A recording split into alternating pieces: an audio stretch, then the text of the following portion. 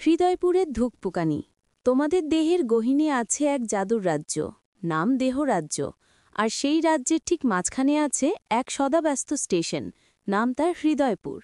এই স্টেশনের এক বাসিন্দা হল লোহিত, এক ছোট্ট লাল টুকটুকে কোরিয়ার। তার কাজ হল সারা রাজ্যে জরুরি জিনিসপত্র পৌঁছে দেওয়া।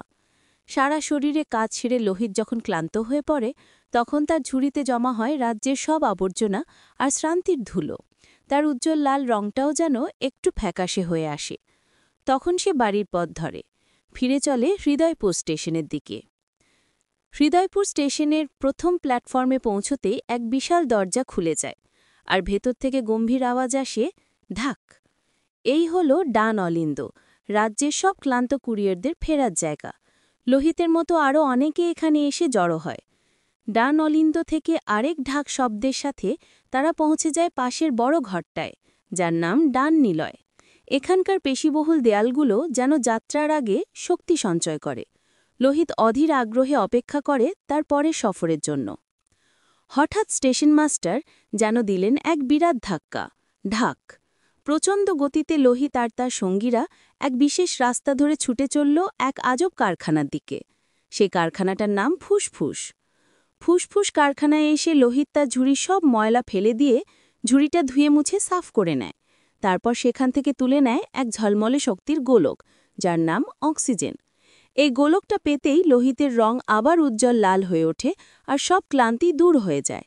নতুন শক্তি আর ঝলমলের অক্সিজেন গোলক নিয়ে লোহিত আবার ফিরে আসে হৃদয়পুর স্টেশনে। কিন্তু এবার সে ঢোকে অন্য এক দরজা দিয়ে, যার নাম বাম অলিন্দ। এই প্ল্যাটফর্মটা আগেরটার চেয়েও অনেক বেশি উজ্জ্বল আর প্রাণবন্ত। বাম অলিন্দ থেকে তারা এসে পৌঁছায় রাজ্যের সবচেয়ে শক্তিশালী ঘরে, বাম নিলয়। এই ঘরের দেয়ালগুলো সবচেয়ে মোটা আর মজবুত। এখান থেকেই রাজ্যের কোনায় কোনায় যাবার জন্য সবচেয়ে বড় ধাক্কাটা দেওয়া হয়। লোহিত তার অক্সিজেন গোলকটা শক্ত করে ধরে প্রস্তুত হয়ে নেয়। আর তারপরেই আসে সেই প্রচণ্ড শক্তিশালী ধাক্কাটা, ঢাক। তীব্র গতিতে রকেটের মতো ছুটে চলে লোহিত। তার লক্ষ্য দেহরাজ্যের সবচেয়ে দূরের প্রান্তে তার দরকারি অক্সিজেন গোলকটা পৌঁছে দেওয়া, সে মস্তিষ্কে স্নায়ুই হোক বা পায়ের আঙুলের ছোট্ট কোষ। অবশেষে লোহিত তার গন্তব্যে পৌঁছায়। একটা ক্ষুধার্ত কোষের হাতে সে তার ঝলমলে অক্সিজেন গোলকটা তুলে দেয়। কোষটি খুশিতে ঝলমল করে ওঠে। লোহিতের কাজ শেষ। কিন্তু বিশ্রাম নয়, কারণ তাকে আবার ফিরতে হবে হৃদয়পুর স্টেশনে। শুরু করতে হবে নতুন এক যাত্রা। আর এভাবেই হৃদয়পুরের ঢাক ঢাক শব্দে সচল থাকে পুরো দেহরাজ্য। আর সুন্দর সুন্দর গল্প শুনতে লাইক, কমেন্ট আর সাবস্ক্রাইব করতে ভুলো না।